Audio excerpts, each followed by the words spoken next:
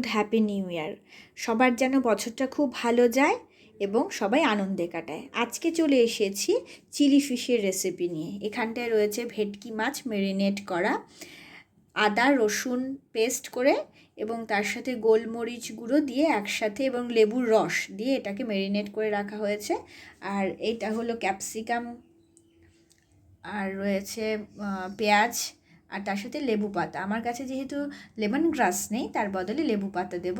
আর এখানে রয়েছে রসুন, আদা আর লঙ্কা কুচোনো। আর এই হলো সস, গ্রেভির জন্য টমেটো সস, চিলি সস আর সোয়া সস, আর কিছুটা ভিনিগার দেব টক ভাবটা যেন আসে তার জন্যে। আর এটা যেই ব্যাটারটা তৈরি হবে সেই ব্যাটারটার জন্য তৈরি করব। ডিম রয়েছে, গোলমরিচ গুঁড়ো রয়েছে আর কর্নফ্লাওয়ার রয়েছে, আর সামান্য নুন দিয়ে এটাকে ভালো করে পেস্ট তৈরি করে ব্যাটারটা তৈরি করব। আর এটা রয়েছে কর্নফ্লাওয়ারটাকে গুলিয়ে রেখেছি গ্রেভিতে লাস্টে দেওয়ার জন্য। আর এই সমস্ত সস এগুলো, এই হলো আজকে উপকরণ। এখানে মাছগুলোকে ব্যাটারের মধ্যে রাখা হয়েছে আর এখানে ভাজা হচ্ছে মাছগুলোকে। আর কিছুটা মাছ ভাজা হয়েছে, রেখে দিয়েছি সাইডে। এখানে মাছগুলোকে ভাজা হচ্ছে।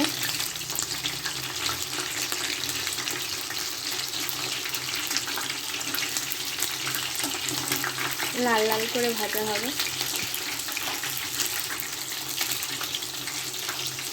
মাছ সব ভাজা হয়ে গিয়েছে, এই যে দেখতেই পাচ্ছ তোমরা। এখন ক্যাপসিকাম, পেঁয়াজ, যা যা দেওয়ার, রসুন, আদা, এগুলো সব দিয়ে এখন এটাকে সবজিগুলোকে ভাজা হচ্ছে।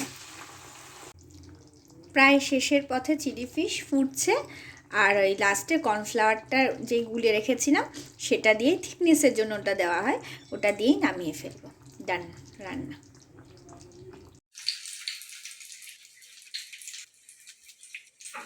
আজকে লাঞ্চ দেখতে পাচ্ছ, যেই চিলি ফিশটা রান্না করেছিলাম সেই chilli fish, mix fried rice আর হলো মাছ ভাজা।